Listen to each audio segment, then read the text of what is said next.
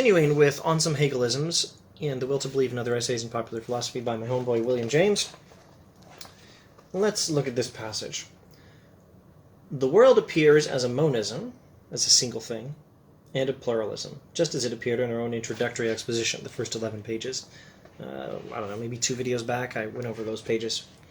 But the trouble that keeps us and Hegel from ever joining hands over this apparent formula of brotherhood is that we distinguish, or try to distinguish, the respects in which the world is one from those in which it is many, while all such stable distinctions are what he most abominates. The reader may decide which procedure helps his reason most. The world appears as united, but it also appears as a bunch of distinct things. So, once again, all the writing utensils are distinct things. The world appears a pluralism. We've got a bunch of different things here. But it also appears that these different things united into a single whole by the space and time that contain them, and by the consciousness that looks at them, the sight which sees them, and the memory which remembers them. So the world appears holistic and a bunch of disconnected, distinct things, or rather, it appears to be a bunch of connected but distinct things. And there's my computer wanting to run some program or other. Hegel and James agree on this much. The trouble that separates him from Hegel is that James wants to make a distinction between in what respect the world is a whole and in what respect it is a bunch of different parts. Hegel, however, has no interest in such clarity. The reader may decide which procedure helps his reason most. The whole point of thinking is to construct thoughts which produce what James described as the sentiment of rationality. Rewind a number of videos. Go back to the third essay in this book. To construct a system of thought or an arrangement of thought that allows free thought in such a way as to support life. The point of thinking is to live, after all. The point of thinking is living. The reader may decide which procedure helps his reason most, the Hegelian procedure or the empiricist procedure James is trying to articulate. For my own part, he says, the time-honored formula of empiricist pluralism, that the world cannot be set down in any single proposition, grows less instead of more intelligible when I add, and yet the different propositions that express it are one. The way the world presents itself to us in our experience is the way captured by empiricist pluralism. The world cannot be set down in any single proposition. You can't explain the whole world in one sentence. And this makes sense. And if you now add a sentence, and yet the different propositions that explain the world are one, i.e., this one's black and this one's red. This one's over here and this one's over here. These are pens and those are books. I'm recording this video on 28 January 2021, early afternoon in Hong Kong. You are watching this video, fill in the blank. You must be some kind of a nerd if you're watching this video. You're a nerd. Someone else is not a nerd. All these distinct propositions that describe the things in the world, Hegelian will tell us the different propositions that express the world are one. All these propositions are ultimately the same proposition. And James says, no, that doesn't help reason at all. That doesn't make things any clearer to me. The unity of the propositions is out of the mind that harbors them. The propositions that describe the world are connected. We just went over them. In the same time and space, I said them all. You heard them all. If you're paying attention, if you're enough of a nerd that you're following any of this, you heard them all. You thought them. They went into your mind. All those different propositions. This one's black and this one's red. The propositions describing these were both in your mind at the same time. Your mind connected them. Just as the space connects the pens themselves, etc., etc. That's a unity in the world. But anyone who insists that their diversity, the proposition this pen is red and the proposition this pen is black, are the same, Anyone who insists that their diversity is in any way itself their unity can only do so because he loves obscurity and mystification for their own pure sakes. Again, it's entirely plausible that James is not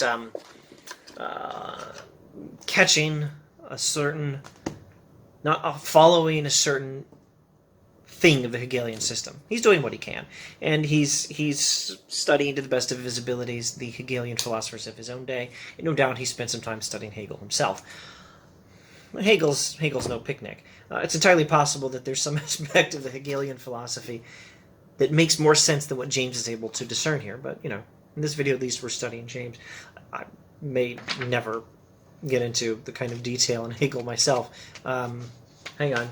I think Gregory Sadler is the YouTube guy you want to look up to get a direct, friendly look at Hegel. Here we're getting James, complicated, friendly as he knows how, but also as critical as he feels he must be. Look at Hegelianism. Anyway, let's keep going. We're in a position, I think, to move towards wrapping up this text. Let's talk about idealism in the relevant sense, where idealism means a theory that all is mental. Reality is fundamentally a thing of mind. In the final, well, there's a lot of footnote space, or maybe it's an appendix, 1, 2, 3, 4, 5, 6, 7, 8, 9. In the final 9 pages, including a lot of note space. It's a note, but, maybe you should classify it as an appendix. Final 9 pages. Now, I have not myself the least objection to idealism. James has no objection to the idea that reality is fundamentally mental. An hypothesis which voluminous considerations make plausible, and whose difficulties may be cleared away any day by new discriminations or discoveries. James is happy with the thesis of idealism. He's friendly to Hegel on this point. Hegel's traditionally understood as an idealist. All reality is mental, or at least will be eventually once everything's synthesized.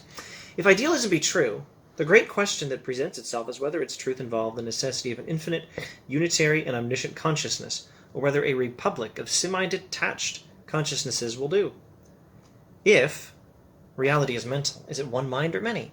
What James is interested in is a pluralistic idealism. He's interested in the idea that reality is fundamentally mental, but it's not all contained within the mind of one God, or one spirit, or one single consciousness.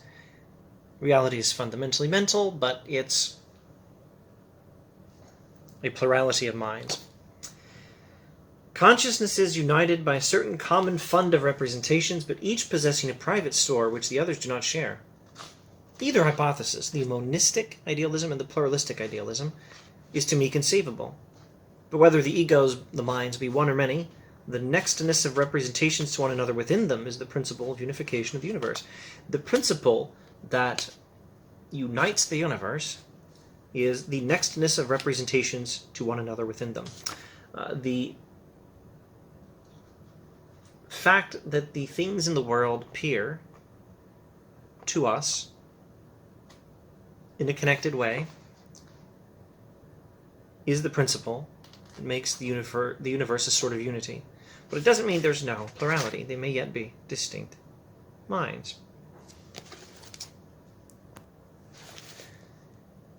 Moving swiftly towards the end of the essay. In short, the notion that real contingency and ambiguity may be features of the real world is a perfectly unimpeachable hypothesis. Only in such a world can moral judgments have a claim to be. Real contingency and ambiguity. A real... You know what? Let me not paraphrase. Let me keep reading. Only in a world with real contingency and ambiguity can moral judgments actually exist. For the bad is that which takes the place of something else which possibly might have been where it now is. And the better is that which absolutely might be where it absolutely is not. In a moral universe, there must be possibility. There must be some unrealized possibilities, some possibilities that might not have been. Otherwise, how can there be bad or good? Bad is that which takes the place of something else, which might possibly have been where it now is. That's not a full definition of what badness is, but it's a necessary condition for something to be bad or good that something else might have been. You may, if you like, go back to earlier passages in the text, earlier videos in this surprisingly long series of perhaps commenting on, where was it? I want to say there was a passage in Is Life Worth Living on free will and morality, and probably in the videos on the dilemma of determinism. We went over some of that. In the universe of Hegel, the absolute block whose parts have no loose play, the pure plethora of necessary being, with the oxygen of possibility all suffocated out of its lungs, there can be neither good nor bad, but one dead level of mere fate. Hegelianism doesn't have a lot of room for possibility. Ultimately, everything is determined by a necessity. Let's not go into any details. Suffice it to say, Hegelianism is not, at least as well as James can understand it, a philosophy that allows for possibility. It's a philosophy of necessity. Everything ultimately is inevitable. Towards the end, oh wow, next sentence, but I have tired the reader out, and perhaps I have tired out the YouTube viewer. Skipping a bit, let me recapitulate in a few propositions the reasons why I am not a Hegelian. The reasons why I am not an Hegelian. 1. We cannot eat our cake and have it. That is, the only real contradiction there can be between thoughts is where one is true, the other false. When this happens, one must go on forever, nor is there any higher synthesis in which both can wholly revive. The law of non-contradiction is inviolable. The Hegelian idea that the law of non-contradiction must be abandoned at the outset, that contradiction ultimately resolves into unity, doesn't work. You've got to stick with the law of non-contradiction. 2. A chasm is not a bridge in any utilizable sense. That is, no mere negation can be the instrument of a positive advance in thought. A separation between two things is not exactly the same thing as a bridge between the two things. The continua, time, space, and the ego are bridges because they are without chasm. Mind, time, and space connect different things. The books on the shelf are all part of the same space that unites them in some way. They're all part of the same time that unites them the same way. They're all perceived by you and me that unites them in some way. But what unites them is the time, space, and thought that bridges them. It's not a chasm, it's a bridge. They bridge over the chasms between represented qualities only partially. This bridge does not remove all difference. 5. This partial bridging, however, makes the qualities share in a common world. This partial connection makes the world a common world, a connected world. 6. The other characteristics of the qualities are separate facts. We still have separate facts in this connected world. 7. But the same quality appears in many times and spaces. Generic sameness of the quality, wherever found, becomes thus a further means by which the jolts are reduced. 2 distinct pens. They're both red. Some of those books are red. In fact, one of them is a metaphysics book, I believe. And the metaphysics book, different places, different things, but they are connected by time, space, and having some qualities in common. 8. But between different qualities, jolts remain. Each, as far as the other is concerned, is an absolutely separate and contingent being. This ain't the same red. It's not the same shade of red as the red over on the book. And even if these were the same shade of red, assuming I'm understanding James properly, this is redness over here. This is redness over here. They're not exactly the same thing. 9. The moral judgment may lead us to postulate as irreducible the contingencies of the world. So that's what we were going over just a moment ago. There has to be genuine possibility in order for morality to make any sense. 10. Elements mutually contingent are not in conflict so long as they partake of the continua of time, space, etc. Partaking being the exact opposite of strife. They conflict only when, as mutually exclusive possibilities, they strive to possess themselves of the same parts, time, space, and ego, or mind. Different parts of the world are not in conflict, as long just by means of being connected by time, space, and mind. They do conflict when they strive to possess themselves of the same parts of time, space, and mind. The the two pins won't occupy the same space at the same time. But just by existing in the same region of space and time, they are connected, and they're not in any conflict. 11. That there are such real conflicts irreducible to any intelligence and giving rise to an excess of possibility of our actuality is an hypothesis, but a credible one. No philosophy should pretend to be anything more. Every philosophy should be content to be a hypothesis. And the belief that there are real conflicts, that there really is a distinction between two things, and sometimes they come into some sort of conflict, when they can't both occupy the same space at the same time, and of course on a grander scale, when two different human beings want to occupy the same space at the same time, or some more dramatic conflict, when our ideas clash in some social context, we do have real conflicts. We do have real differences that are largely irresolvable. That is a hypothesis, and it's a perfectly credible one. It's possible, it's all an illusion, but it's a very credible hypothesis, which, so is Hegelianism. Here are the pens, in conflict. All right.